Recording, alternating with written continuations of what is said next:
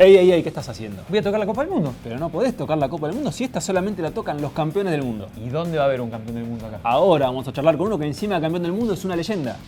¿Una leyenda? Sí. Tiene que haber hecho un gol en una final. Y eso hizo. Vení, seguime.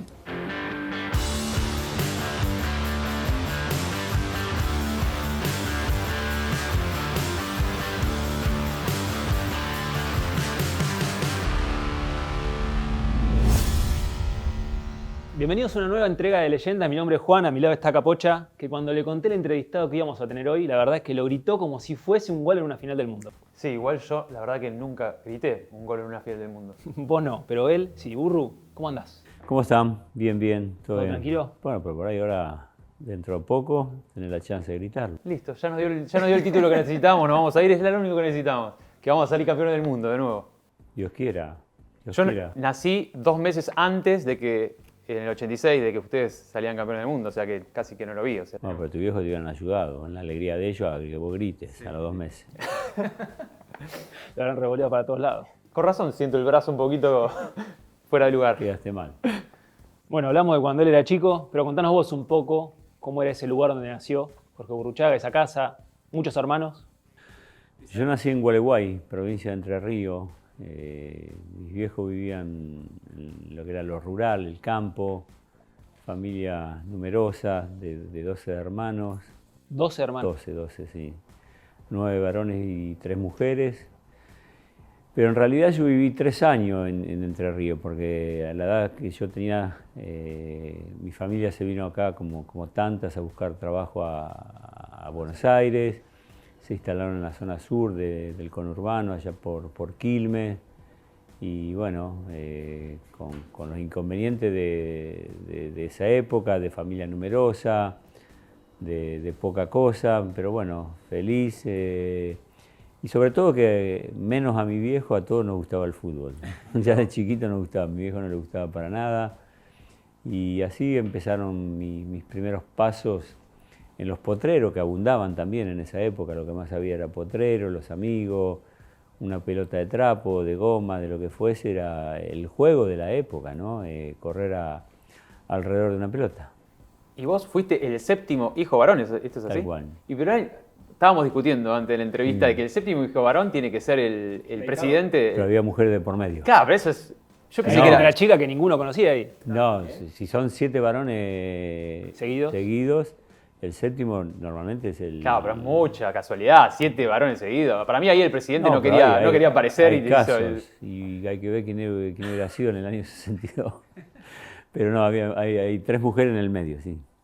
Y vos decías que tu viejo no era futbolero. No. Y uno, qué sé yo, por experiencia siempre es hincha del club del cual el viejo, viste, te va ahí seduciendo un poquito desde chiquito. ¿Vos eras hincha de quién de chiquito? Mis viejos no les gustaba el fútbol, laburaba. Después también hay que entender que en esa época, a diferencia de estas épocas y lo que eran, no sé, a los 3 años fui a Quilmes, pero si estamos hablando a los 7, 8 años cuando empecé a jugar en los clubes, a los 10 años había gente que trabajaba en el club River Plate y miraba toda esa zona sur y me dijo si quería hacer una prueba en River, la cual quedé y fueron mis comienzos. Pero después a mi vieja le encantaba, mis hermanos, y había hinchas de todos los equipos, había de Boca, de Racing, de River. Pero yo en esa época y de chiquito y también como divertimento, la cancha más cercana que teníamos era la de Quilmes. Y un poco con los amigos, con mis hermanos, los 2 que tengo abajo, más el mayor, los 4 menores en definitiva, íbamos mucho a ver a Quilmes. Un poco me agarré del Quilmes de esa época. ¿La primera camiseta que tuviste? ¿De fútbol? La primera camiseta, como regalo me decís, Sí. o que vestí, la primera camiseta la de River, cuando vine acá a River. ¿Y para jugar en el barrio? No. ¿No se usaban camisetas en esa época? Sí, usábamos. Lo que pasa que en el barrio también, yo jugaba más en los torneos de barrio los sábados y domingos, que eran por plata que por otra cosa. Porque me servía más ganar plata que... Se ganaba, ¿no? Se ganaba bien. Se ganaba buena plata, sí. Y entonces jugábamos, me venían a buscar sábado y domingo, se jugaban esos torneos relámpagos que abundaban en la época y algún mango te ganaba. Y te digo más, por eso te estaba diciendo anteriormente, el fútbol no era redituable. Hoy un chico de 10 años, 11 años, vos imagínate la trascendencia que tiene si medianamente juega bien al fútbol. Hoy tenés muchas más ventanas abiertas que había en la época. Por eso yo digo que mi viejo no le gustaba el fútbol y porque también, si bien el fútbol siempre fue la pasión, lo que nos enamora a todos, hoy tiene otra trascendencia por algo que es obvio, que son las comunicaciones, ¿no? Sí, por ahí decía que no le gustaba el fútbol para que los dos hermanos no le estuvieran hablando todo el tiempo de fútbol. Le decía, no, a mí no me gusta. No, pero igual se hablaba. Se hablaba. No, igual éramos 12, 13 contra 1. Mi vieja era muy futbolera. Ah, ¿sí? Sí, mi vieja. ¿Ella fue la que les metió el amor al fútbol o fue...? Y ella fue la que nos trató de alguna manera dentro de la escasez de encontrar una moneda, de darme a mí. Yo tuve hermanos mayores también que jugaron, hicieron unas pruebas en Racing, después el que está arriba mío también vino a River, los dos más chicos jugaron en la primera de Arsenal. Yo cuando empecé mis primeros pasos, por ahí de todos ellos fui el que por ahí más resistió, más aguantó, no más jugador porque jugaban bien ellos, pero bueno, la carrera, como tantas otras carreras, se caracteriza por eso, por seguir dándole, por no bajar los brazos. Y eso que yo lo conté toda mi vida. Yo en River tuve 4 años y no jugué ni un partido. De los 10 a los 14 no jugué nunca. Terrible. Sin embargo, iba, hacía 2 horas de colectivo, volvía, me traía el sanguchito en el colectivo y a veces, desgraciadamente, y con perdón de la palabra, vomitaba de las vueltas que daba el colectivo, pero yo iba y me gustaba. Y tenía esa ilusión que tiene cualquier chico de algún día poder llegar, ¿no? Y decías que, bueno, en esos torneos de fútbol por ahí ganaba más, un poquito de guita y eso. Más. Y siempre en esos torneos de fútbol hay alguna picante en el cual vos por ahí haces una de más, se pudre porque vas a jugar en un lugar... Sí, mirá, sí, picante había mucha. Pero al menos de lo que yo veo era más leal que ahora. Te pegaban, pero después... Códigos. Te esperaba la vuelta, sí, la famosa palabra distorsionada código, tal cual. Sí. Hoy por ahí una batalla campal te pegan patada en el piso, antes se caía uno al piso y lo dejaban levantar. Había ciertas normas que se respetaban, pero me ha tocado jugar en cada lugar. ¿Te sacaron algún baúl de un auto o algo así raro? No, de un baúl no, pero sí me acuerdo en una villa de emergencia, ahí en la zona, en Bernal, estábamos jugando un partido, íbamos ganando y se armó un quilombo del lado donde había la única salida. Y yo estaba por patear el córner del otro lado. Pero siempre en todos lados hay gente buena. Me vio uno, yo tenía 14 años, 15 años. Me vio con un susto bárbaro, porque estaba a mis amigos, a mis hermanos, todos los estaban sacando a las trompadas para otro lado.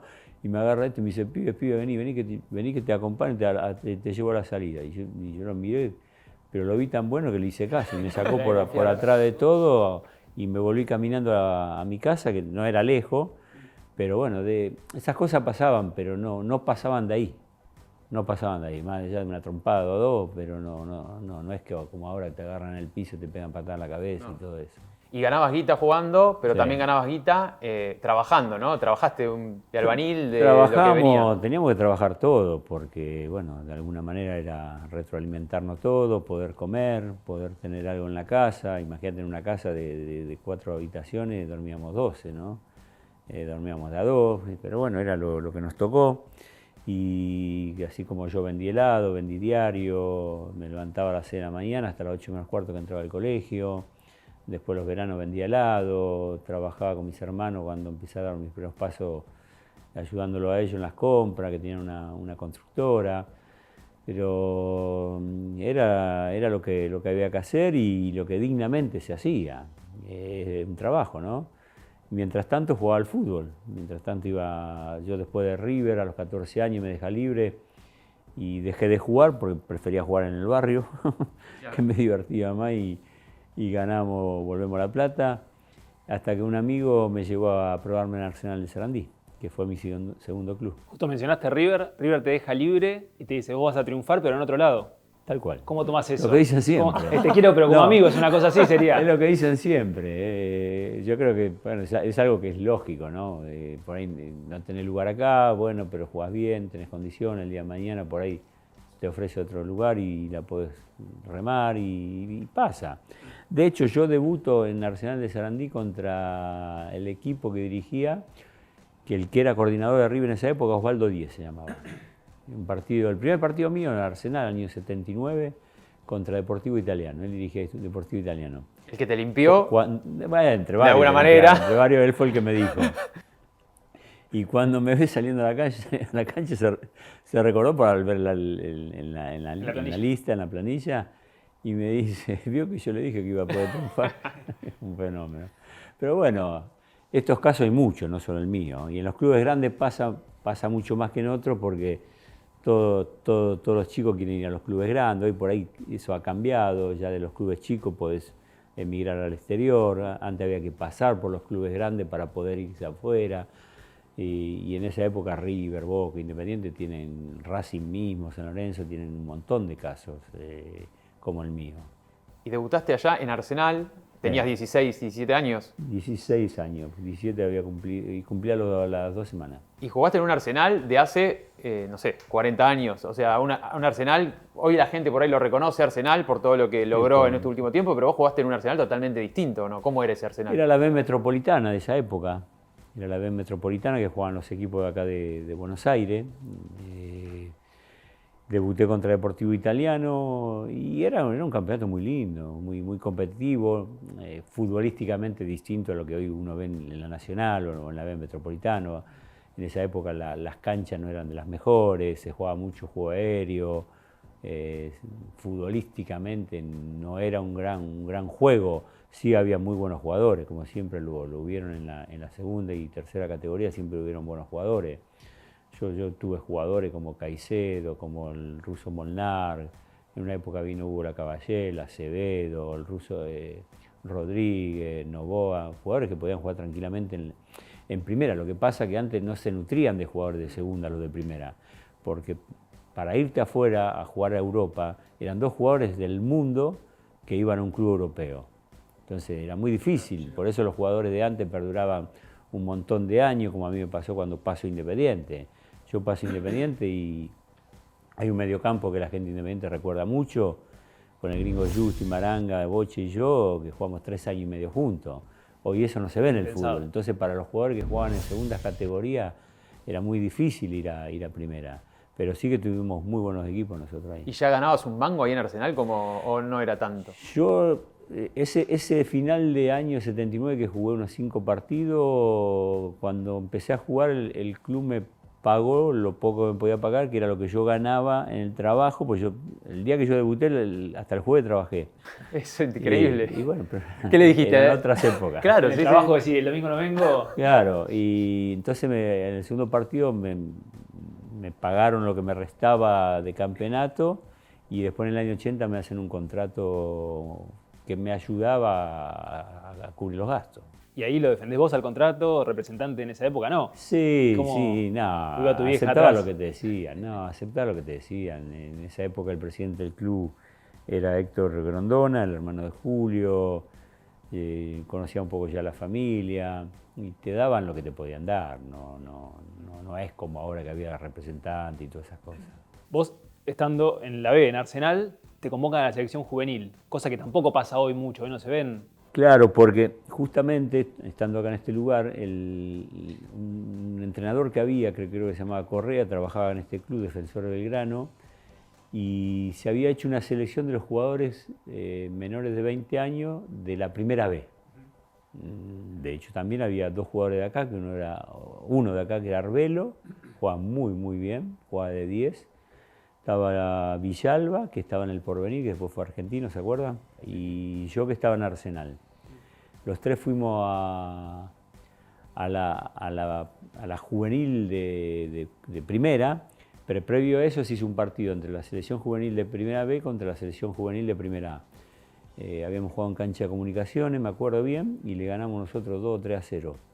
Había muy buenos jugadores. Le ganamos, de ahí nos sacan a nosotros 3 que vamos a la juvenil. Y después quedamos Villalba y yo en el Sudamericano y después para el Mundial quedé yo solo. Yo hice todo el año ese, 81, jugando en Arsenal y jugando en la selección juvenil, lo que me permitió, dentro de que había una buena relación entre la familia Grondona e Independiente, que al principio del 82 yo vaya a Independiente a hacer una prueba. Una prueba, yo fui a hacer una prueba al torneo de verano. ¿Y cómo fue eso? Y no era como ahora, que ahora pasás de un lado para otro. Yo fui a hacer una prueba, estaba el zurdo López de entrenador, con un enorme plantel que tenía Independiente, plagado de figuras. Y debuto con Racing, que era el primer partido que se jugaba en verano en esa época. Y lo mejor que me pasó dentro de todo fue que el zurdo, si bien hicimos 3 semanas en Necochea, que se hacía pretemporada siempre en esa ciudad, antes del partido me dice que juegue tranquilo, que haga lo que yo sepa, lo que sé, lo que me vio, que más allá de lo que pase en el partido iba a quedar. Entonces me dio un alivio, una tranquilidad, y que me permitió realmente jugar bien. ¿Y era verdad eso? Fue verdad, ¿no? No, era verdad que después quedaste, pero ¿o te lo dijo para incentivarte? Y no, yo creo que no.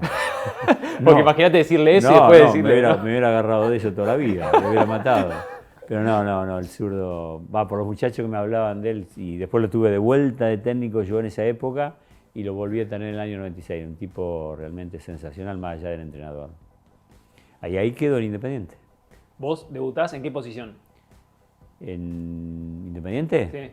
Sí. El partido ese que jugó el torneo de verano, el juego de 5, con Justi de 8 y Merlini de 10. Sí. ¿Y entraste para jugar de 5 Independiente? No, después pasaste al lateral derecho también. De lateral derecho yo en Independiente jugué. Lo que pasa es que había jugado en muchos lugares en Arsenal. Yo había jugado de defensor, de central, jugué de 5, de 8, de 10, de 4. Y yo en Arsenal, en Independiente, perdón, en esa época arrancaba el Nacional primero que el Metropolitano. La primera fecha del Nacional lo echan a Carlos Frem, en Santiago del Estero, creo. Y jugábamos la segunda fecha con Argentino Junior y el zurdo me pone de 5. Había un paraguayo de selección, Carlos Chiese, y no lo puso a él, me puso a mí. Yo juego de 5, después vuelve Carlos, y en la fecha siguiente se lesiona el negro Clausen y me ponen de 4. Nito Veiga era el entrenador. Miguel Ángel López se había ido, viene Nito, me pone de 4. Jugué unos 5 o 6 partidos hasta que volvió el negro. Vuelve el negro Clausen, se lesiona el gringo Justi y me ponen de 8. ¿Jugabas donde? Claro, donde me ponían, sí. Por eso yo siempre le digo como entrenador, y se lo digo a mis hijos. Lo que pasa es que antes te daban la camiseta del 2 al 11, porque el arquero al arco no iba a ir. Pero no sabemos, por ahí si faltaba uno. Yo decía, cualquier camiseta la agarraba, ¿viste? Lo que pasa es que ahora tenés la 80, 70, pero cualquier camiseta que te haga entrar, agarrala. Vuelve el gringo Justi y se lesiona el Bocha. El mismo año, todo esto el mismo año, y me ponen de 10. Y el Bocha tardó como 3-4 meses en volver.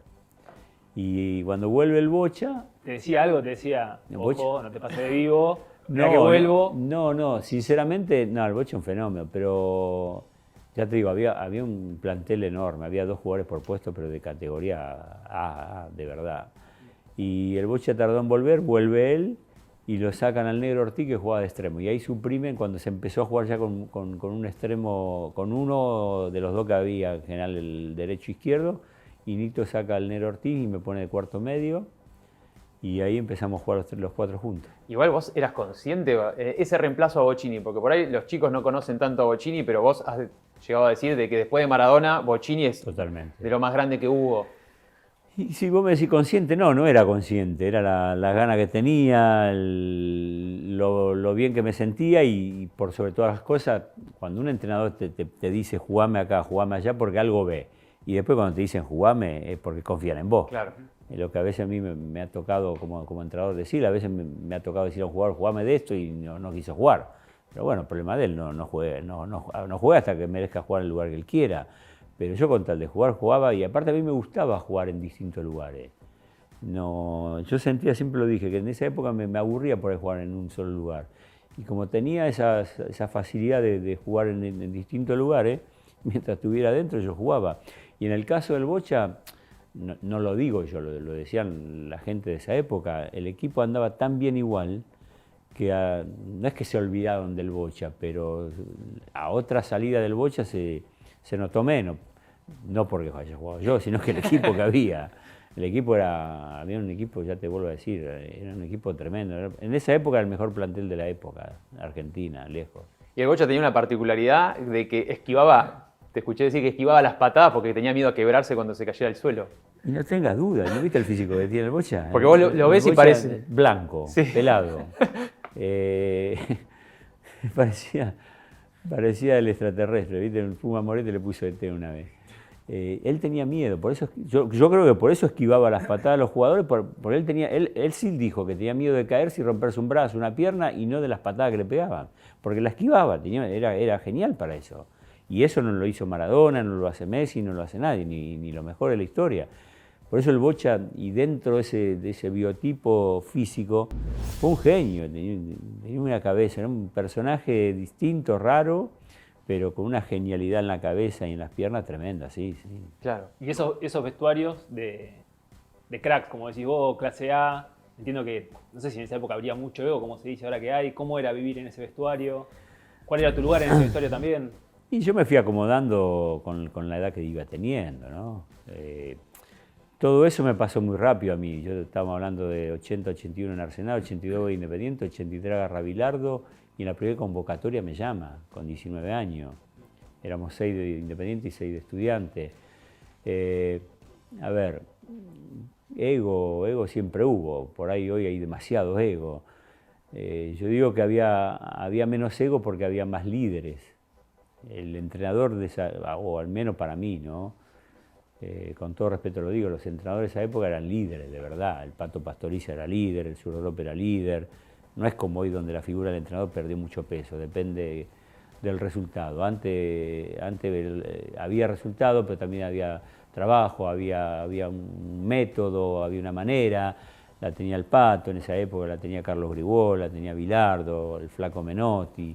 Había entrenadores más allá de matices que por encima del resultado estaba el personaje. Y eso hacía que el jugador respetaba mucho al entrenador, porque al entrenador lo valoraban como era. En ese sentido y en estos tiempos lo que más perdió el entrenador es el poder no solo de las decisiones, sino de la intranquilidad que dependés del resultado, y todos lo llevan a lo que yo digo, Domingo. un trimestre. Si en un trimestre no rendí más del 50%, te vas para tu casa. Antes no pasaba eso. Antes un entrenador duraba un año tranquilamente, pero estaba el ruso Brailovsky, estaba el loco Salinas, estaba el Bocha, Barberón, Calderón, Alzamendi. Holguín era suplente, campeón del mundo en el 78 y después era suplente. No, un tremendo plantel era. Y hoy está de moda preguntar qué es peor, si descender o perder una final con tu clásico rival, ¿no? Por lo que pasó con River y Boca. Y vos, con ese Independiente, o sea, le ganaron a Racing y le hicieron descender. Te pasó las dos, o sea, vos sos el que puede contestar esa pregunta. No, Racing desciende una semana antes, ¿eh? Bueno, pero fue casi en ese preciso momento en el no, cual celebraron el descenso en ese partido. Yo digo que afortunadamente porque hubiera sido un caos, que ellos descienden una semana antes de local con Racing de Córdoba, creo, o Instituto, un equipo cordobés le gana. Ellos vienen a jugar con nosotros, pero con un equipo de chicos, algunos titulares. Hubiera sido terrible si nosotros jugábamos por campeonar y ellos por descender, hubiera sido un escándalo. Pero bueno, nos tocó eso de nosotros ir por el título y ellos tratar de arruinarlo, que era lo que por ahí a ellos les tapaba más, el tratar de impedirnos a nosotros ser campeones. Pero sí, fue difícil. Por suerte lo ganamos. Pero yo creo que hoy por ahí, al menos y mejor, que se tomó menos trascendencia un descenso que en otras épocas. A mí me tocó jugar un partido con Rafaela contra Central y parecía que era la vida y la muerte. Antes el descenso es como que te ponía una etiqueta, ¿viste? Hoy eso de alguna manera cambió y mejor que haya cambiado. Pero esto es como los clásicos, hoy ya un clásico perderlo también te condena y por ahí antes no era tan así, ¿no? Bueno, después de Independiente te fuiste a Francia, que no es la liga francesa que conocemos hoy, por ahí que están los jeques, los dólares, es distinto, entiendo, a tu época. ¿Cómo era jugar en esa época en Francia? ¿Y con qué estrella te tocó compartir? El fútbol francés, a ver, el fútbol francés siempre fue bueno, y en esa época, si bien, y aparte, lo único que llegaba acá en esa época era algo del fútbol italiano, ¿te acuerdas? Sí. Porque la liga inglesa no era lo que es hoy. No. O sea, todo lo que vos dijiste que vinieron todos después, no nos agarraron a nosotros. Pero el fútbol francés era muy bueno, muy técnico, salvo Platini, que estaba jugando en la Juventus ya, después esa selección que perdió semifinal del 82, que perdió semifinal del 86. Tenían un equipo tremendo y sobre todo tenían un mediocampo, también un cuarteto, Alain Girés, Fernández, Tiganá y Platini. Era un mediocampo de lo mejor que yo vi en mi vida. Tenían Tresor de central, Maxime Bossis, Lacombe, Stopira, tenían un equipazo. Y era muy buen campeonato, técnicamente era muy bueno.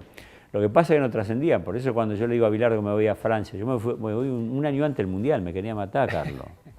Y le digo, pero Carlos, me habían venido a buscar, era la tercera vez que me venían a buscar. Con esto que les digo que eran 2 jugadores por el mundo. Y ellos me vinieron a buscar en el 82, primer año mío en Independiente, después en el 84 una gira por Europa.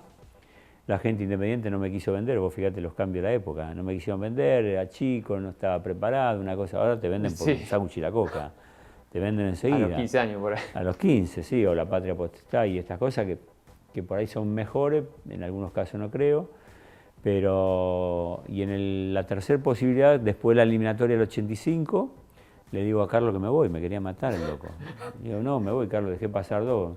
Y pero me dice, ¿quién te va a ir a ver? No se veía el partido, no sabes el idioma, la cultura. Y digo, pero no, voy a andar bien. Y si no anda bien, no va al Mundial. No, pensarlo bien. Si vos te quedás acá, al Mundial más o menos vas a ir. Me dice, ¡qué presión! No, terrible. Le digo, no, me voy igual, me fui. Y la verdad que anduve muy bien. Nantes, en esa época, Nantes tenía muchos jugadores también de la selección. Bossis jugaba ahí, jugaba un stopper que jugó, Leroux, un lateral Ayash, Bertrand de Manen, un arquero que atajó en el 78 acá.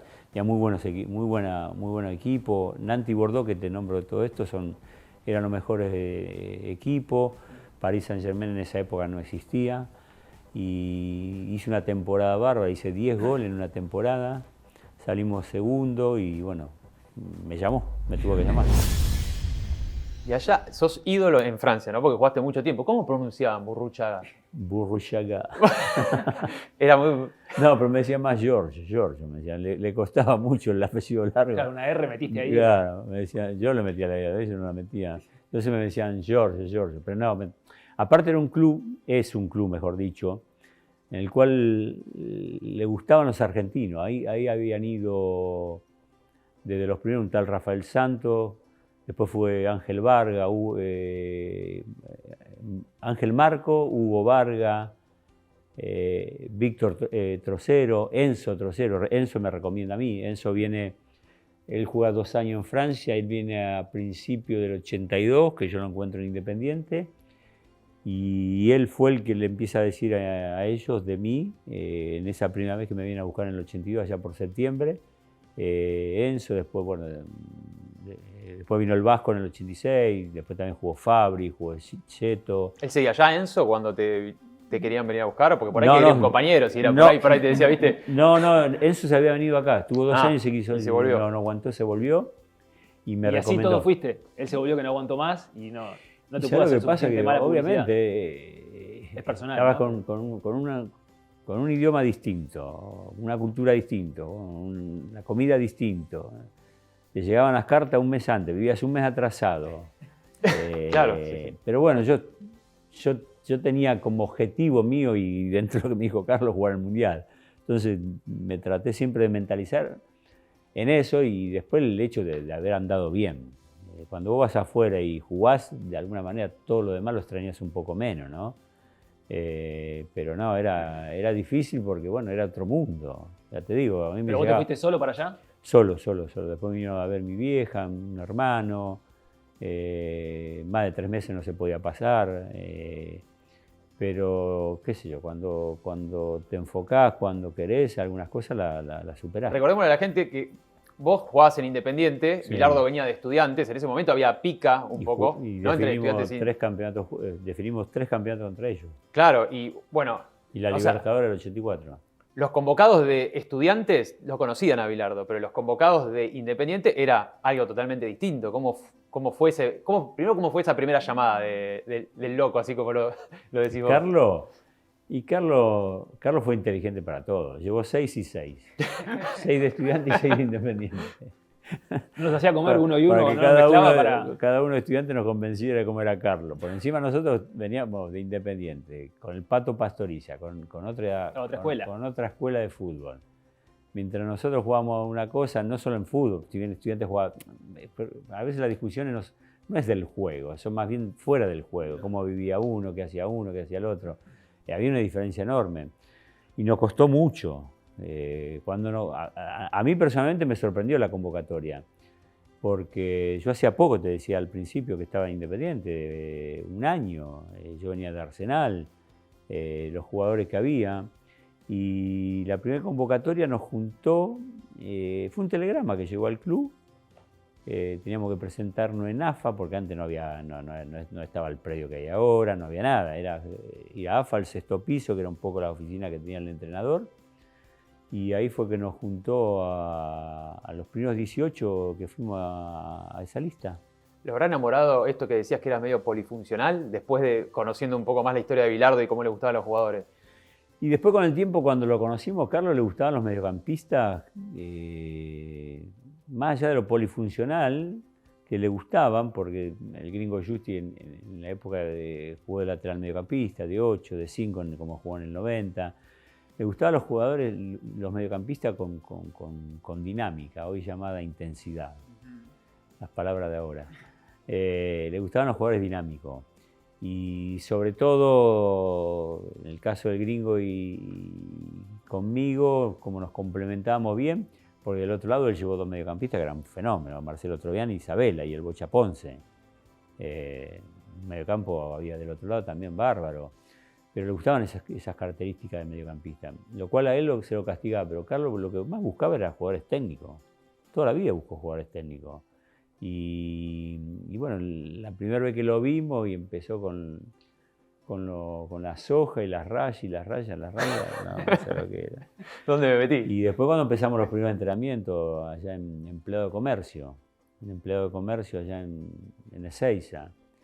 Para nosotros fue difícil entenderlo porque, bueno, fue un tipo que ya desde el primer día te marcó lo que era entrenar 2 o 3 horas, Independiente no lo hacíamos, estar todo el día al palo y no descuidarte nada, de que tenía que estar mirando cada situación. Después cuando lo íbamos conociendo, por ahí figuraba una situación que estábamos todos acá y decía qué error hubo, teníamos que buscar el error que había, en lo que ya no iba él comentando y sabiendo lo que quería, y teníamos que empezar a mirar cuál era el error y qué sé, después decir, él estaba con las manos en los bolsillos, ¿viste? Y cosas así, decíamos, una locura, pero fue un tipo que de alguna manera, no digo que haya sido un visionario de lo que se venía, pero que sí estaba adelantado a algo que veía del fútbol, y te lo marco en un simple hecho. Él decía que el detalle hacía la diferencia. Y nosotros decíamos, el detalle hace la diferencia, y después vos decías, sí, el detalle hace la diferencia. Y después cuando vos los empezás a escuchar años después, al entrenador, al jugador, un detalle hizo la diferencia, o me equivoqué, y bueno, todo eso lo hacía él en el año 83. Y te hacía entrenamiento para eso. O sea, por eso te digo, te paraba una práctica, te decía, ¿cuál es el error que hay?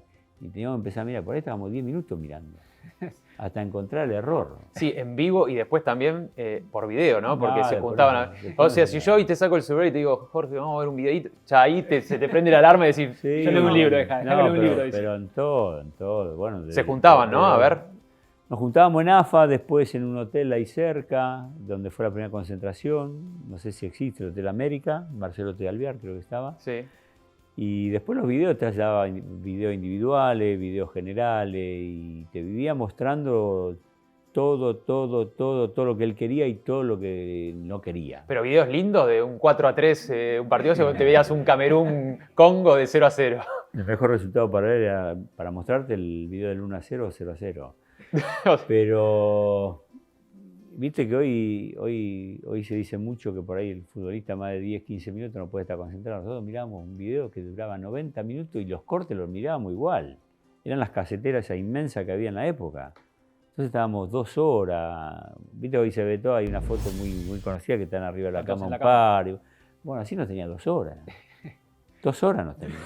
Por eso, una cosa es ver lo que decía los videos en AFA, otra cosa ya es que te llame, no sé, o te contacte de alguna manera y te haga ir a la casa a ver los videos. Vos veías a Gloria, entrabas y estaba Gloria ahí en el Yo vivía en living. Quilmes y él vivía donde se vivía Córdoba y llegaba, hola, hola, ¿cómo estás? Bien, bien. Bueno, te ponían un sillón, te ponían la casetera y se iban. Ni café te daban, no te daban vaso de agua, no te daban nada. Sin explicaciones tampoco. Nada, y a mí me hacía mirar en esa época a Bernard Schuster.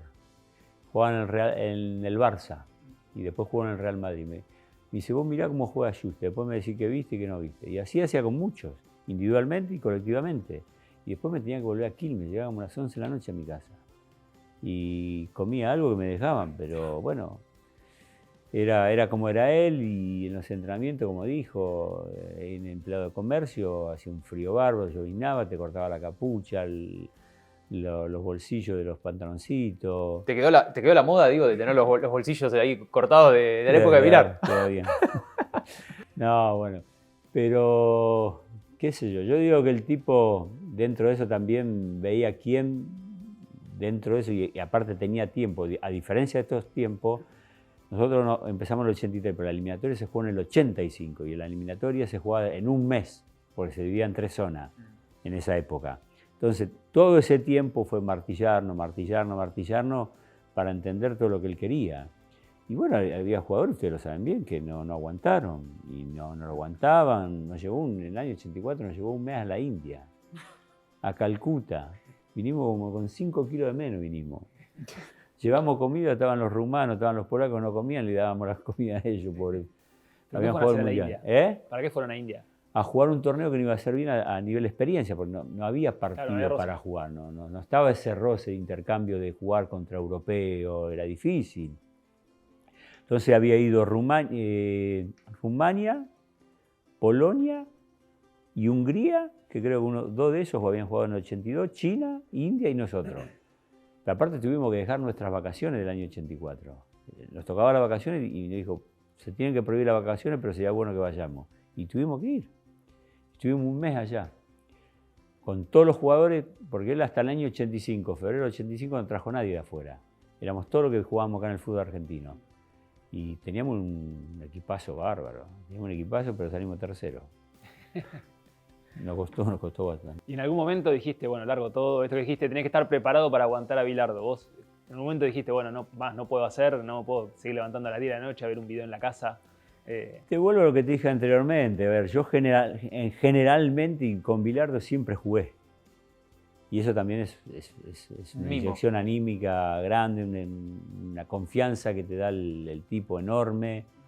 Por ahí yo cuando te hablo de muchachos que por ahí, como el Vasco cuando dejó de ir y después lo vuelve a convencer para el 86, hubieron jugadores que también no lo aguantaron, qué sé yo. Cuando volvimos de la India, Víctor Ramos, ¿se acuerdan? El delantero de Newell, no aguantaba más y no fue más.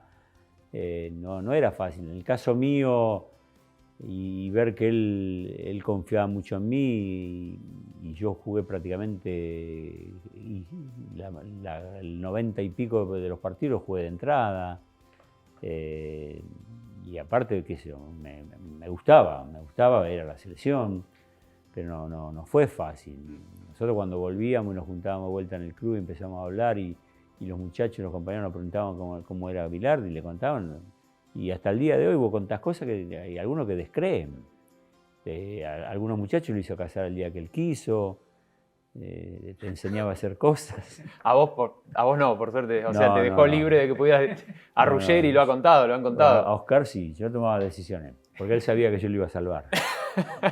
Claro, Entonces era un mismo. Me permitía. Te daba ciertas libertades. No era con todos así. Y bueno, y ese pero proceso... también sí. en esto, después, como es lógico, fueron 8 años y vos ya lo empezás a querer, empezás a confiar y es lo que en definitiva un entrenador tiene que ganar, la confianza y a través de su convencimiento, de su ideología y de su manera. Y aparte, Carlos tenía muy buen humor, más allá de todo, tenía muy buen humor, te salía con cada ocurrencia terrible, te salía con cada cosa que vos decías, pero esto no es verdad, Tenía muy buen humor, muy buen humor. Bueno, la serie de él está. Por eso, en ese mes que hacen, En porque la- hacen una preparación ustedes del Mundial, ¿no? En Tilcara. Yo no estaba. Vos no estabas. Yo estaba allá en Francia. Sí, En Tilcara la fueron a hacer Zafaste. en enero, creo que fue. porque decía que ahí también lo dejaba salir por ahí y se vestía de mujer para ir seguirlos. a seguir al boliche. A mí me la contaron los muchachos, sí. O alguna otra que te comparaba la altura con los delanteros. Eso fue en un casamiento, con Careca, que era Oscar. No, ¿A vos te hizo alguna de esas, me imagino? ¿Alguna No. ocurrencia así rara de que digas? No porque, qué sé yo, no. En general eso lo hacía con los jugadores que tomaban marca en los juegos aéreos. No, a mí me hacía mirar sobre todo los mediocampistas. Todo Los partido. mediocampistas. Bueno, igual a Troglio le hizo cortar un cactus, ¿no? Creo que hizo sacar un cactus de la puerta de la casa. O sea, hay para todo. Sí, bueno, no hay- la del Vasco que lo hace bajar y en una pared le muestra si hace esto. Le dijo que sí, bueno, vas al Mundial. Le dijo, que te la cuenta el Vasco, te la va a contar mejor que yo.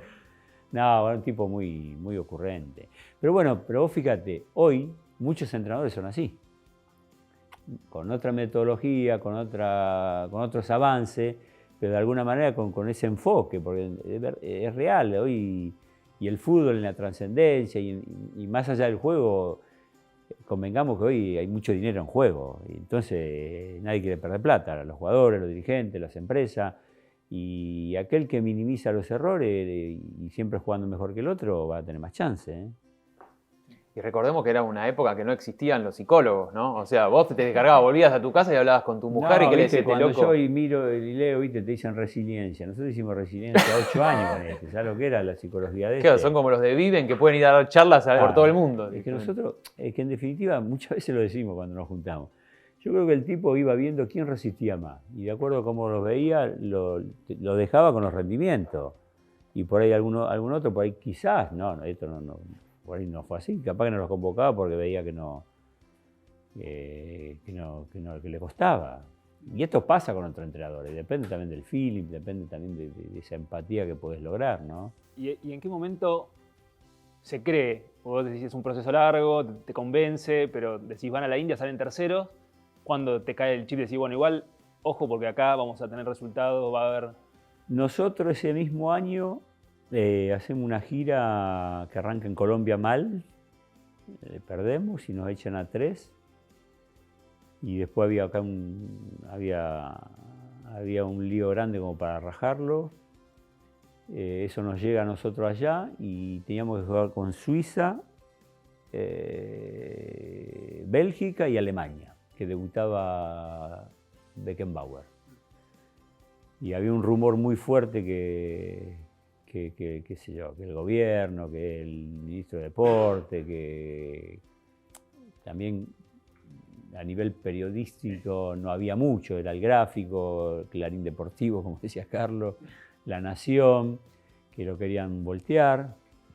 Y bueno, ahí realmente después de Colombia jugamos contra estas 3 selecciones, ganamos los 3 partidos. Y ahí volvimos a remontar un poco y resistir hasta México. Y hasta México también se llegó con la eliminatoria justa. Y después porque Grondona lo manda a Bilardo antes de que lo volteen a Carlos antes del Mundial. Sí, lo cuidó. Por eso el proceso ese, cuando a veces te pregunta si todos los procesos son iguales o igual, como el nuestro no hubo ninguno. Que te quieran voltear tantas veces y no pudieron. Pero no es que te querían voltear porque jugabas mal, te querían voltear del ministro de Deporte, qué sé yo, si era Alfonsín o Alfonsín le importaba. Pero había una cuestión ideológica atrás de todo eso también, ¿o por qué era que lo querían voltear a Bilardo? Si no Y era algo, una cuestión obviamente deportiva. obviamente. No te olvides que él agarró el lugar que dejó el Flaco Menotti, con una línea de juego, con una línea periodística muy emparentada. Pero bueno, se aguantó. Bueno, y ya entrando, ¿no?, al Mundial, esa preparación, ese Mundial histórico que todos recordamos, no sé si puedo ir a agarrar.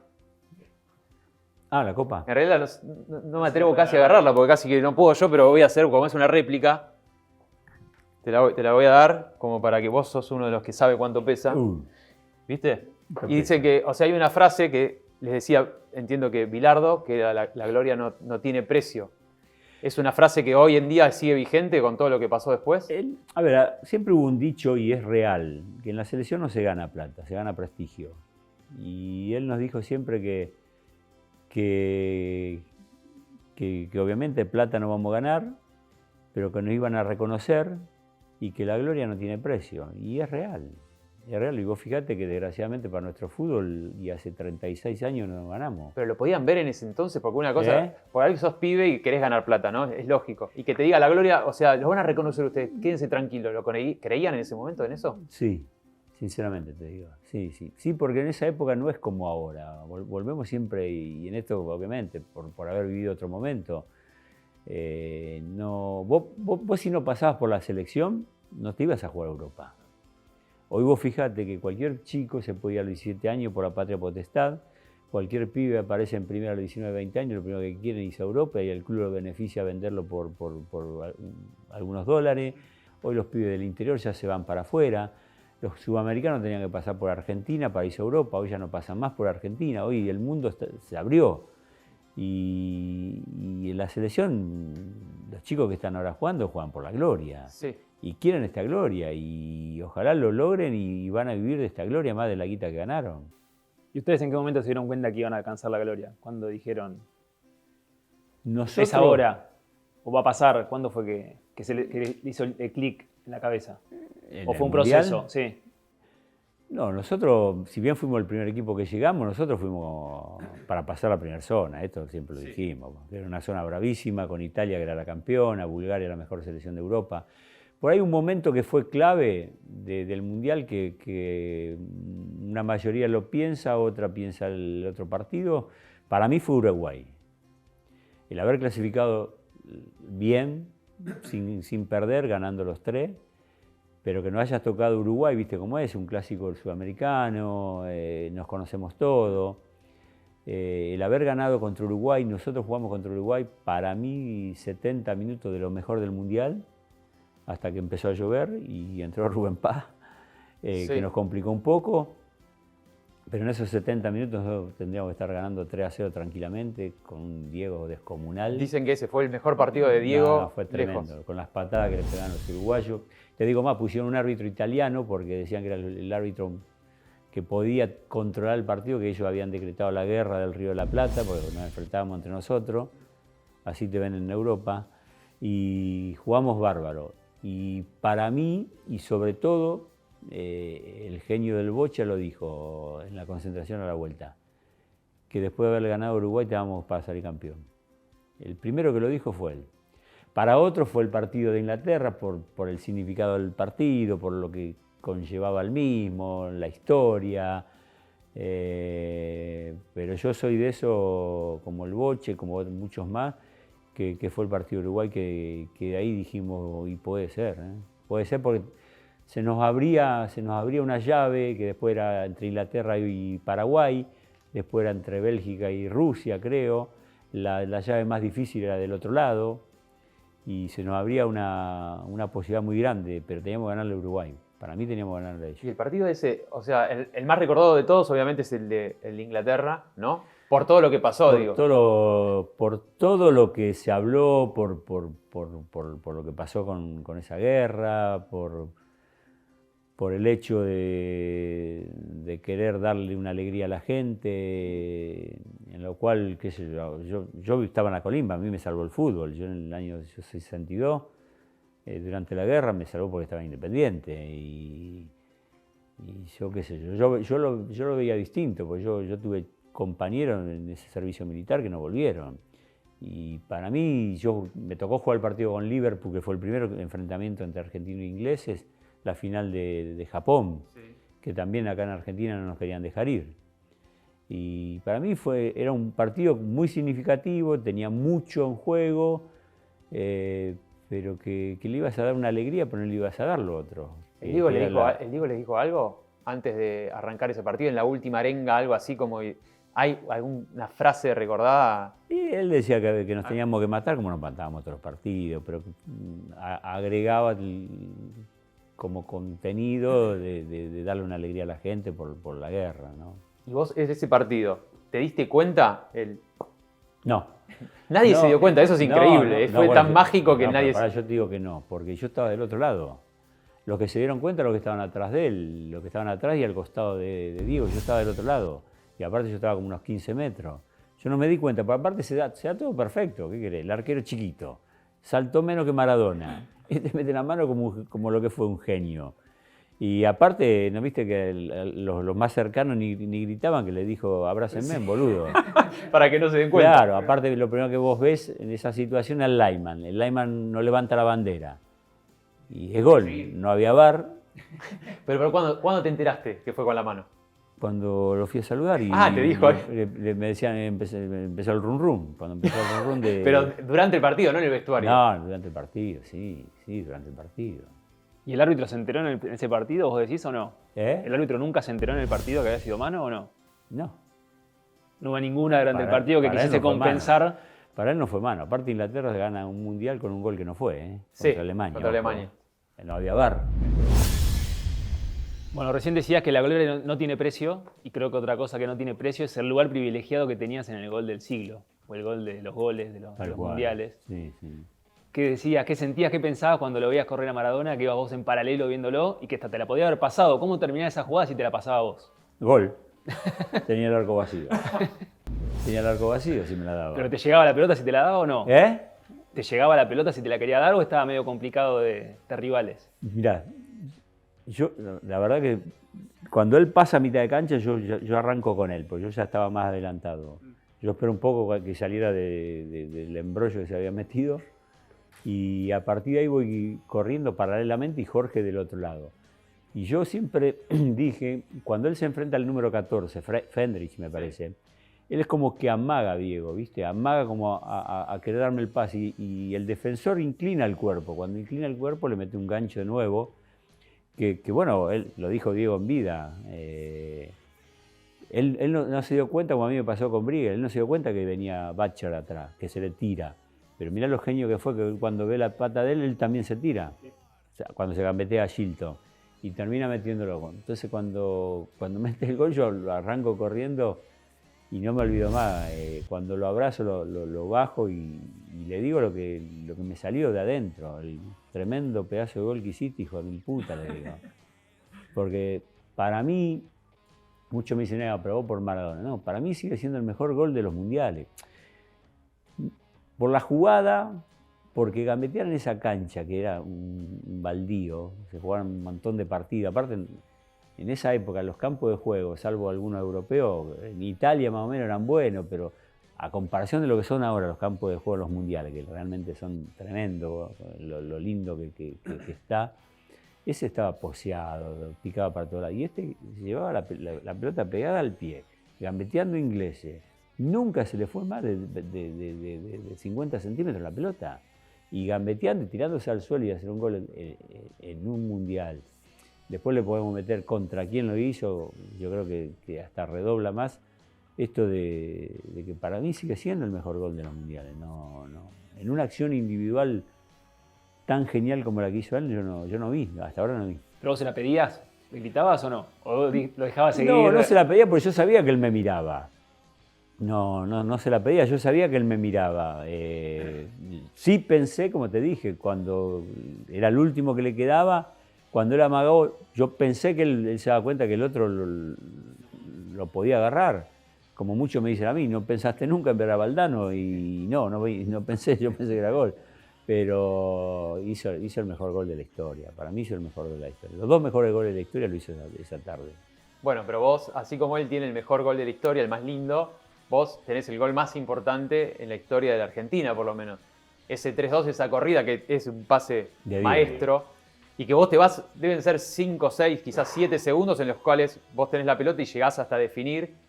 Obviamente por ahí lo que decías, o sea, estabas concentrado en alguna cosa y no podías ver el resto, ni a Valdano, ni a... No, bueno, estás hablando de momentos de una concentración muy grande, estás enfocado. Yo le pegué el grito a Maradona, ni me escuchó, Diego. Aparte con el ruido, ese estadio retumbaba. Él está de costado cuando me da, pero bueno, nos conocíamos, era Maradona. Otro no te la podía dar, salvo el Bocha, era Maradona, el Bocha te podía dar un Messi hoy. Y cuando él me pone la pelota por delante y achican los alemanes, yo realmente a Briegel no me di cuenta nunca hasta que me pega el empujón cuando yo impacto la pelota, pero yo llevé la pelota pegándole para adelante. Primero que no valía la pena llevarla tan cerca porque yo pensé que iba solo, porque no me di cuenta que Briegel me venía atrás. Y Jorge, que es el que tenía a mi costado izquierdo, me lo dijo en el vestuario después del partido, nunca me dijo nada, porque yo en esa situación y ante situaciones similares, pónganse en situación, redundando la explicación, yo no lo miro a él. Yo miro siempre para adelante porque creí que iba solo. Yo creí que iba solo y el arquero me facilitaba con la ropa amarilla. Yo esperaba el movimiento del arquero, que también todos me dicen, pero salió mal. Y bueno, ¿qué quiere que haga? Y bueno. Salió mal, pero la pelota entró. La pelota entró y fue gol y sí, fue el momento más emocionante de mi vida y de mis compañeros, porque cuando a mí se me acerca el Checho, yo me arrodillo y lo veo al Checho con esa barba, le digo, Jesús, le costó un huevo agacharse, le costó un montón agacharse al Checho, después viene Diego y así va viniendo todo, esas caras de felicidad, que son únicas en el fútbol y en un acontecimiento como un mundial, ¿no? El mundial tiene algo extraordinario, lo jugás cada 4 años. Cuando lo ganás, vivís 4 años felices, pero cuando no lo ganás, vivís 4 años tristes. Y después, cuando termino volviendo con Jorge, miramos el reloj, que lo tenemos de frente, y Jorge me dice, ahora sí no se nos puede escapar. Le digo, ni en pedo se nos puede escapar, quedan 4 minutos, 5. De hecho, Bilardo después al minuto creo que me saca, minuto y medio, 2 me saca. Tenía esa cábala, ¿no? ¿Qué te parece? Los 3 partidos lo hizo. Pero mirá quiénes entraron. Chino Tapia, el Bocha, sus primeros minutos en Mundial, y Marcelo Troviani. 3 genios. Hermoso. Y el que te seguía, que vos decías Briegel, era flaquito, ¿no? Era bastante... Briegel... ¿Cómo era Briegel? Hace poco estuvimos en una comida y Valdano decía que Carlos, mirá, lo puso para equiparar la fuerza para que juegue con él, un animal. No le subían las medias, no le subían los gemelos. No, un animal, una bestia humana terrible. Menos mal que no te atendió, ¿no? Que no te atendió, no llegó a atenderte, a pegarte, digo, porque si no... No, menos mal, y eso que salió 2 metros atrás mío, pero qué quiere, una zancada de él eran 4 mías, ¿no? Una bestia. 10 metros más de cancha y estamos hablando de otra cosa. Por ahí hubiera ido más rápido. Por ahí Valdano me hubiera dicho, dámela que me agarra. ¿No lo escuchaste a Valdano porque te habrá gritado? No me dijo, no, te vuelvo a decir, no me quiso decir nada porque yo nunca miré. Por ahí en otra jugada vos mirás en un partido, por ahí mirás para un costado, para los costados mirás, para atrás no vas a mirar. Pero para los costados sí mirás. Yo nunca miré para los costados porque yo pensé que iba solo. Creí que iba solo, pero bueno. Y vos dijiste, después del gol, lo primero que dijiste fue, no se nos escapa. Hasta ese momento, hasta el gol, ¿sentías que se les podía escapar después de la remontada alemana o cómo fue? ¿Qué sentían en ese momento en el partido antes del gol? No, yo le dije ahora no se nos escapa porque tenemos una situación cuando ellos nos empatan, que con Diego íbamos para mitad de cancha y Diego iba insultando y yo le decía, no, tranquilo, y lo miramos a Valdano y lo mira y le digo, ¿qué pasa, Jorge? Y digo, ahora lo ganamos, y él se sorprende que yo le dije que ahora lo ganamos y Diego dice, sí, ahora vamos y lo ganamos. No, siempre pensamos que hasta el empate no nos dimos cuenta que no habían empatado, porque fue rápido todo. Me ha pasado y siempre comentamos en situaciones similares, un equipo cuando va ganando fácil, porque relativamente fácil vamos ganando, te empatan, te empezás a encanar, a gritar, a esto. Nosotros quedamos callados, no dijimos nada, salimos a ganar el partido. Lo más conveniente, y hasta desde el banco, la indicación desde el banco no fue, tírense, no paren porque te hacen 2, te hacen 3, la lógica es esa. Fuimos a ganarlo porque todo lo que hablamos en esta charla, de todo lo que tuvimos que pasar, sobrepasar, bancarnos, todo lo tiramos en esos minutos, de todo ese sufrimiento, de todas esas tardes, noches no dormir, en el hambre que teníamos de que aparte, si bien en el fútbol no hay merecimiento, tendríamos que ser los campeones porque fuimos el mejor equipo. El único que estaba pensando en los goles debe ser Bilardo, ¿no? Por los goles de pelota parada, que si miraban al costado se veía estar ahorcando con... El loco no fue a agarrar la medalla, no la agarró. Se la dio, creo que la medalla él dijo que se la dio, no sé si a Galinda, a quién se la dio. Y puteaba en el vestuario por hicieron 2 goles. Está ahí un poco obsesivo. Así era Bilardo. Claro. Carlos era eso. Y estaba realmente enojado. No era que no estaba enojado estaba. Pasaba por al lado y no le podía decir nada, por iniciando goles de pelota parada. Pero bueno, así recién hablaba, o vinimos hablando hasta ahora del grupo que había, del grupo humano que había, no solo de jugadores, sino también de personas, lo que era el liderazgo de Bilardo. ¿A vos te molesta o no que por ahí se diga que ese mundial fue más de Maradona que del grupo? Que por ahí sin Maradona era más difícil o quizá hubiese sido imposible. Mira, eso se dijo durante los primeros 10 años, ya van 36, 10 años mínimo se dijo que habíamos ganado por Maradona.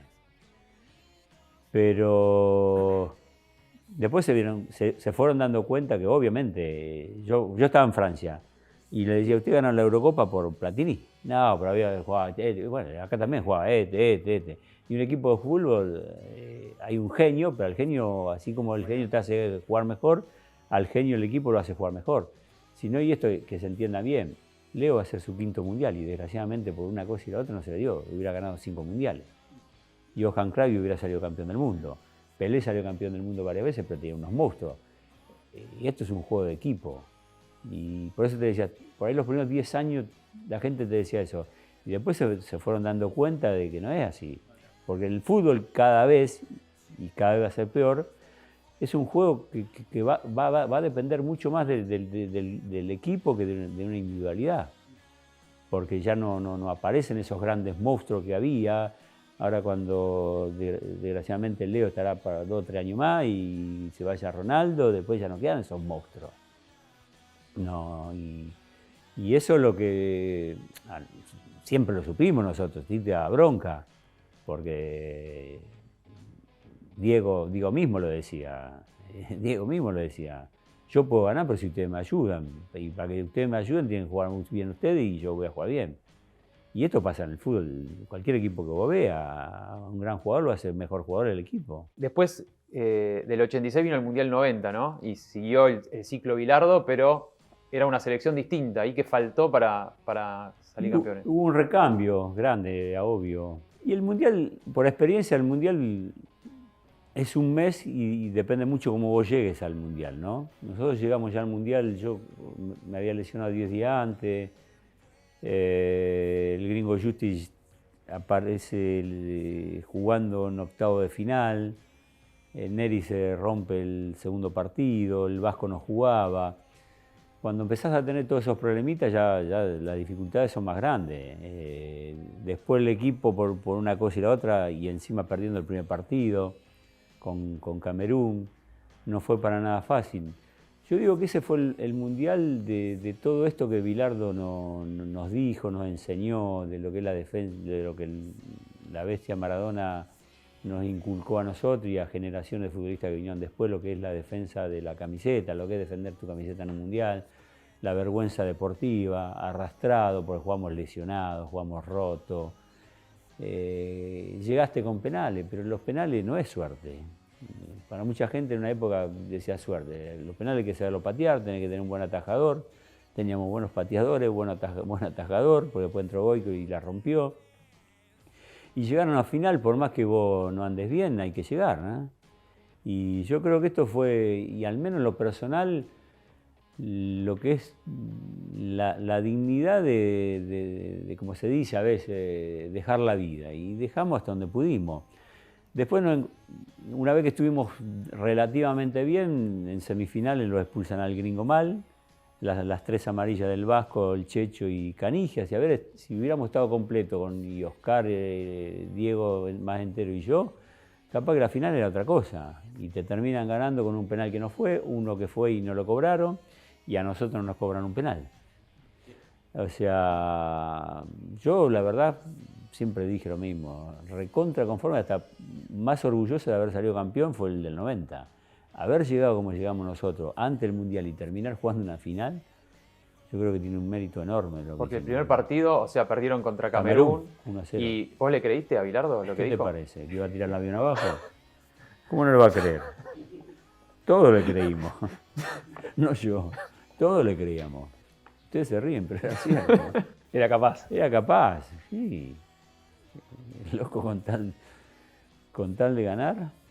Sí, sí. Y hubo un partido clave ahí que fue el partido con Brasil. Nos toca de vuelta octavo. ¿Cuál fue la jugada clave? ¿La de Cani y Diego o la de Galíndez y el Bidón? No, la de Cani y Diego. ¿La otra existió o es un mito que quedó ahí en la historia de los son mundiales? Mentiras. Eran cosas que hacía Bilardo. Yo me acuerdo que Bilardo, antes de ese partido, le preguntaron cómo iba a hacer para parar a Brasil, porque Brasil era impresionante. Un equipazo, sí. Dijo, era candidato al título. Y Carlos dijo, la verdad que todavía no sé, pero algo se me va a ocurrir. Algo se me va a ocurrir. Eso es lo que dijo Carlos. Y el mito que se generó alrededor de eso... Es que algo se le ocurrió. Yo no supe. Por ahí algunos lo supieron, ¿no? Yo no. Entrevistamos a Galíndez y... No, tampoco. Niega rotundamente. No, yo no creo, qué sé yo. Pero vos tomabas, o sea, había un consenso. No había botellita, había bidones, ¿qué crees? Claro. Yo tomaba el bidón de mi equipo. De los brasileños no tomábamos nada. Igual te acordás, ese partido, ese primer tiempo, los palos eran una sinfonía, no era un... Es lo que prevíamos. Mira, Carlos nos dijo ese día de que íbamos a tener una sola chance.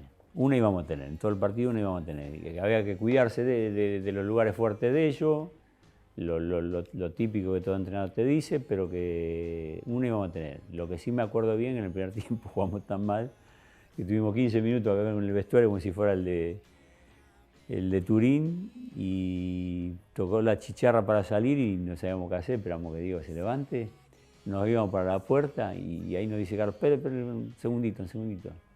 Nos damos vuelta, lo miramos, una sola cosa.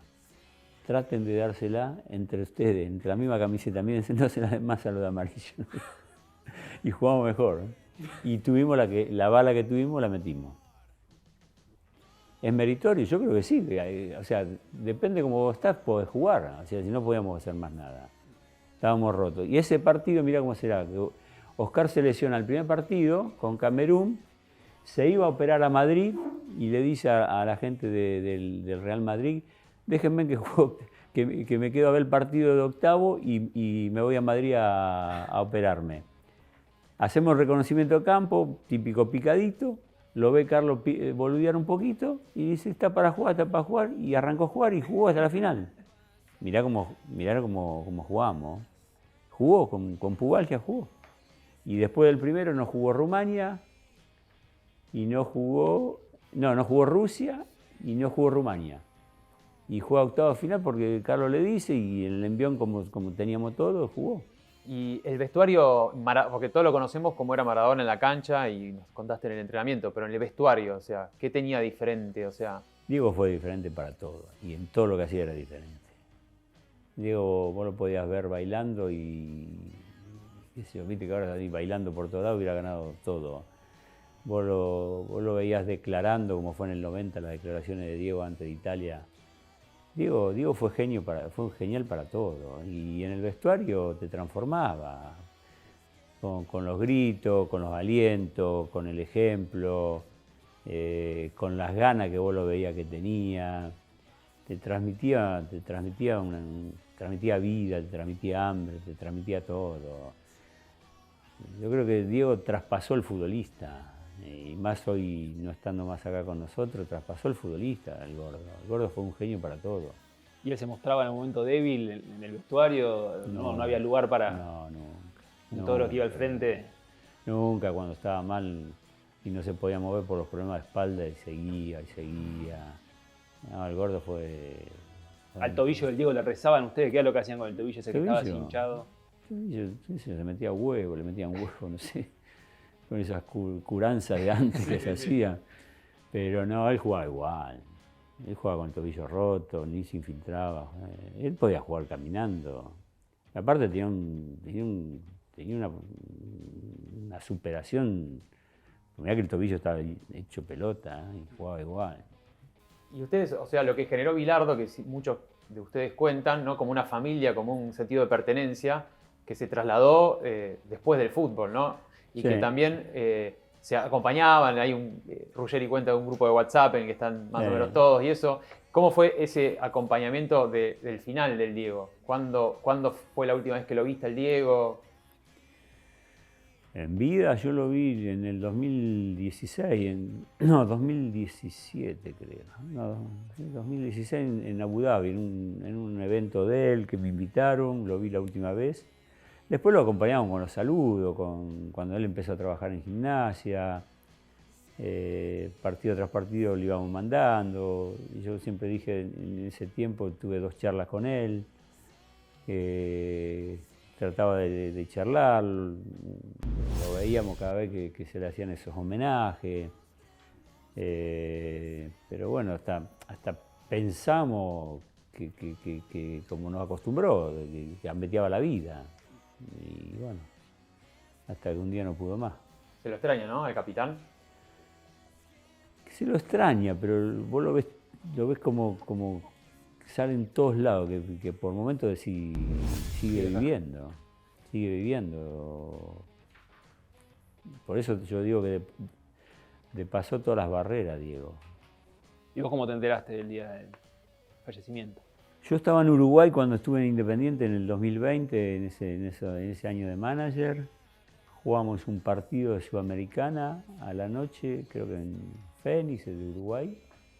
Y a través del grupo, cuando empiezan los muchachos a poner algo, era el almuerzo. Estaba la televisión prendida y por almorzar me entero. Sí. Sí, ¿era jodón el Diego o era más bien tranquilo? ¿Arengaba y eso o te hacía alguna? Gordo, si era jodón, vivía para eso. No, cuando yo te digo era terrible para todo, era bueno para todo, imagínate todo. ¿Te hizo alguna joda así memorable, algo que te jodía, que te buscaba a vos? No, en serio, a mí no. ¿Y ustedes lo volvían un poquito loco a veces? No, por ahí él jodía más en todo grupo, vos Sí. tenés mucha más afinidad si bien había una relación sensacional, por ahí tenía más afinidad o te juntaba más con uno que con otro.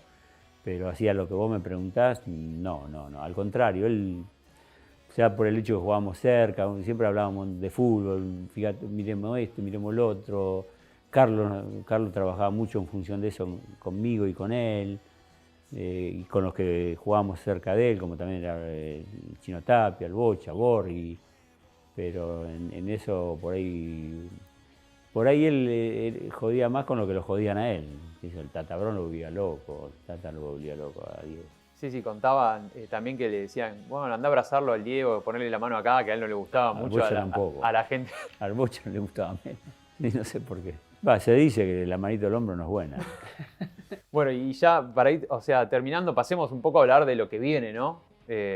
Algunas preguntas de la escaloneta, como así se hizo llamar, lo conocen. ¿Cómo son estos momentos previos ¿no? en el que la ansiedad crece, en que tenemos ganas de que empiece ya el Mundial? Son los más difíciles, estos 3 meses son los más difíciles porque vos estás jugando, entrenando en tu club, pensando en hoy, pero también, quiero o no, pensás en el Mundial, para todos aquellos que juegan su primer Mundial, la incertidumbre de que no te pase nada. Mitad de temporada. La cabeza, claro, es una temporada típica también, vos pensás que van a llegar al Mundial con creo que máximo 20, 30 partidos, cuando en otras épocas llegas al Mundial con 80 partidos.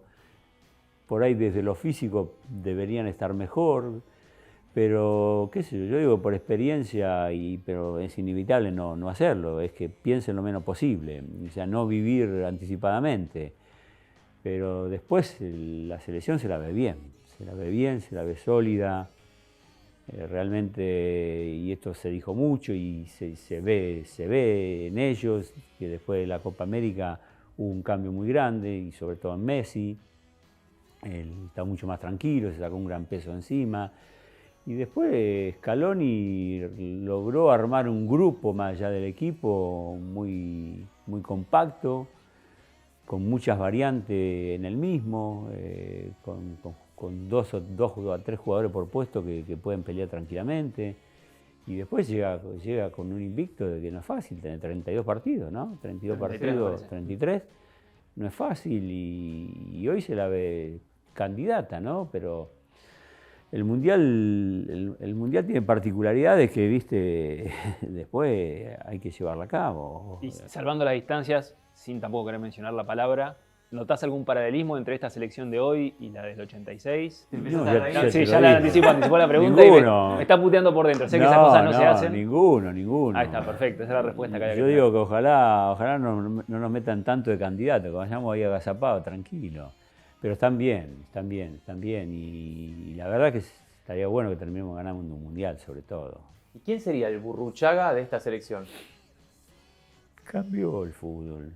Pero hoy los mediocampistas hacen menos goles que los de antes. Antes los mediocampistas tenían promedio de gol. Y por ahí, qué sé yo, no sé, si, no en lo que hace, pero por ahí en el juego, que juega de mediocampista, no sé si de Paul. Yo siempre, en esto, cuando me preguntaban la misma pregunta, el que lo vi más emparentado a mí era Lucho González. Ahora Lucho, Ajá, sí. porque Lucho jugaba, tenía gol, Sí, llegada. tenía pase-gol, te jugaba de 8, te jugaba de 10, te jugaba de 5, en los lugares del medio tenía muy buen juego. Y no sé, no sé si De Paul se puede parecer, más parecido a Negro Enrique, capaz. Qué sé yo. Y del lado de Messi, ¿no? La estrella que tenemos.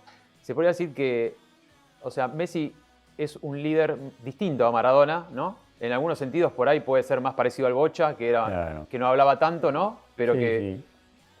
sí. Y como igual Messi empezó a tener otro rol, un Messi más maradoniano que el que venía a ser antes. Hoy cambió. A ver, se dieron, me parece, 2 o 3 hechos. Uno de ellos haber ganado, saca un peso encima, que por lógica consecuencia de la edad y por ahí de rendimiento, se le fue una camada de muchachos grandes que eran los Mascherano, Villa, Banega, bueno, la desgracia del Kun Agüero, que tenían otro rol. Que él se tenía que ocupar solamente de lo futbolístico. Hoy se lo ve a Leo y hasta desde el juego cambió. Antes era electrizante en esos últimos 30 metros, hoy ya juega un poco más atrás. Esa gambeta, esa pilada te la hace hoy menos que antes, y que va a ser buena, pero hoy te organiza más el juego, te está ocupando un rol de líder ya mucho más comunicativo. Creo que desde ese lugar al resto del equipo lo ayuda mucho, como él también por ahí lo beneficia, ¿no? Pero era algo que por ahí en una época se le pedía, pero antes tenía interlocutores que lo hacían. Hoy al no estar, la obligación es de él y la está asumiendo como lógico que lo tiene que hacer, y tranquilo porque ganó ya algo. Y estás a poco de poder hacer algo histórico, y hasta desde los merecimientos lo único que le falta a él. Lo único que le falta a esa tremenda carrera a Leo es ganar un mundial, ¿no? ¿Y con Scaloni pudiste hablar, lo conocés? Sí, lo conozco. Yo estuve los primeros 6 meses de interinato, yo estuve con ellos. Cuando yo me iba a ir, me quedé esos 6 meses, construyó algo muy bueno.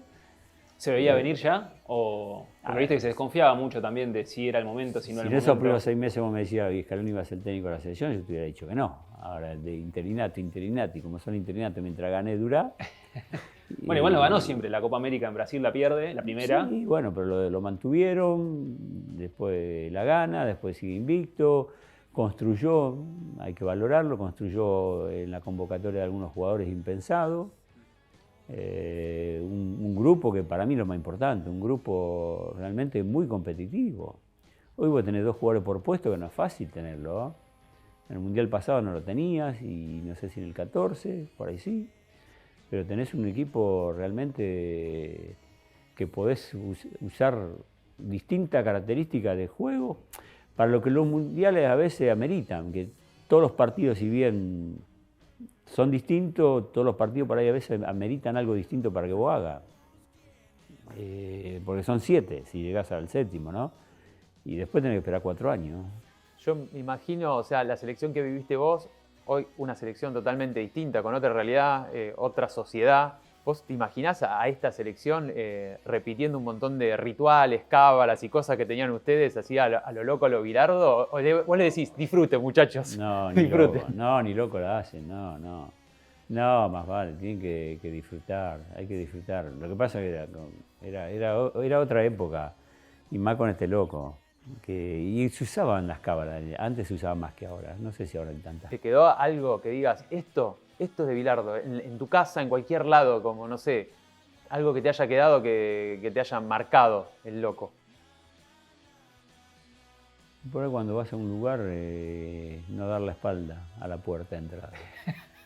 Siempre vas, nunca a la espalda a la puerta por Las dudas. No se pregunta. Por las dudas. Claro, hay cosas que se fueron repitiendo que por ahí no saben cuál es la Por génesis. las dudas, siempre hay que mirar de frente.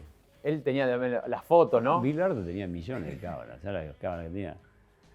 Bilardo tenía millones de cábalas. No, pero hoy no sé si se usan tantas. Al menos yo no veo tantas. Bueno, Jorge, vamos a ir terminando, y como el final de este ciclo, ¿no? Son leyendas, hablamos de leyendas. es la pregunta obligada. O sea, si vos, Jorge Burruchaga, te sentís una leyenda del fútbol argentino. Yo creo que sí. Sí, sí, sin duda. Como tantas leyendas. Mira, si hay algo que tiene este fútbol, es una riqueza de futbolista tremendo.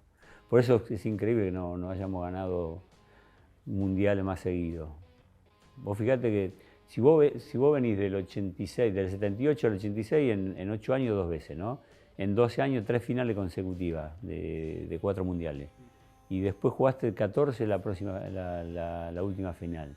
Pero vos tuviste 2006 un equipazo, en 2010 estuviste ahí, pero bueno, 2014 jugó una final, 2018 no, esta se tiene que dar. Hermoso.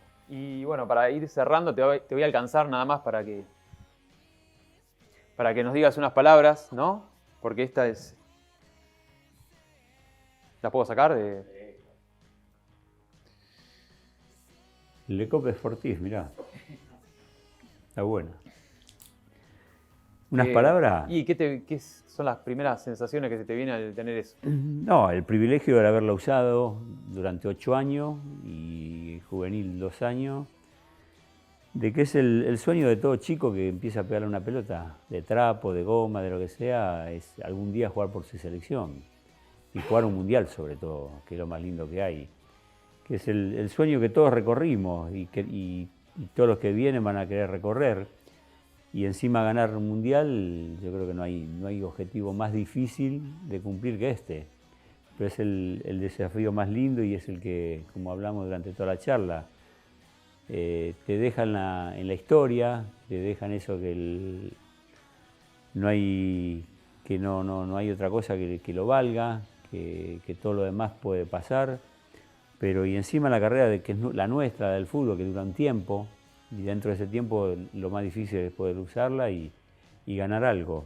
Así que ojalá, y volviendo a este mundial que se avecina, podamos volver a traer esta que vale mucho. Bueno, gracias, Jorge. A ustedes.